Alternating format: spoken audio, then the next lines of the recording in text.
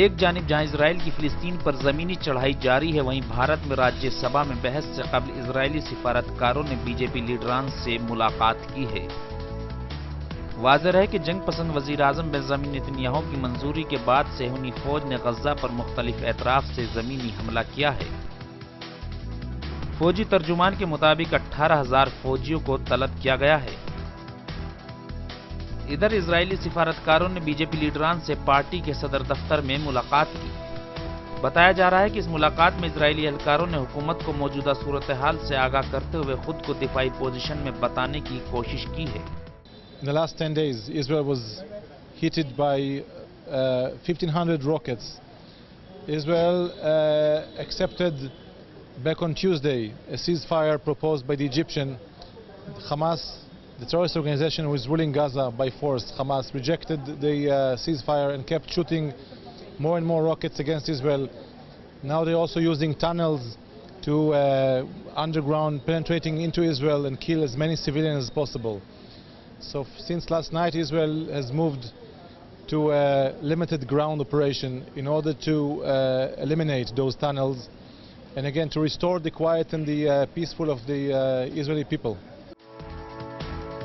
ادھر اسرائیل کی جاری وحشیانہ کارروائی میں مزید 30 فلسطینی جاں بحق ہو گئے ہیں۔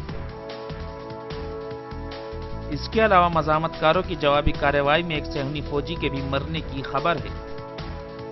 اس طرح اب تک گزشتہ 11 دنوں میں جاری غزہ میں صہیونی بربریت کے دوران تقریباً 270 فلسطینی شہری جاں بحق اور 2000 زخمی ہو چکے ہیں۔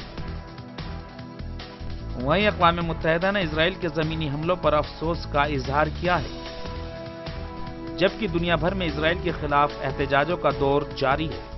جو غزے پر اس وقت حملے جاری ہیں، وہاں پر اس وقت 250 سے زیادہ لوگ مارے جا چکے ہیں، کئی ہزار لوگ ابھی تک زخمی ہیں، لیکن آج یونائٹڈ نیشن خاموش ہے، آج OIC خاموش ہے، عرب لیگ خاموش ہے۔ لیکن ان اداروں کے وجود کا فائدہ کیا ہے؟ جب یہ مسلمانوں کی آواز نہیں اٹھا سکتے تو OIC کو ختم کر دینا چاہیے، عرب لیگ کو ختم کر دینا چاہیے۔ آج تمام عرب ممالک خاموش ہیں، ان سب کی مذمت کرنے کے لیے آج یہاں پر ہم سب لوگ جمع ہوئے ہیں کہ ہمارے عرب ممالک اسرائیل کے خلاف نہیں بولے۔ صرف 80 لاکھ کی آبادی ان کی ہے، فوج کتنی ہوگی؟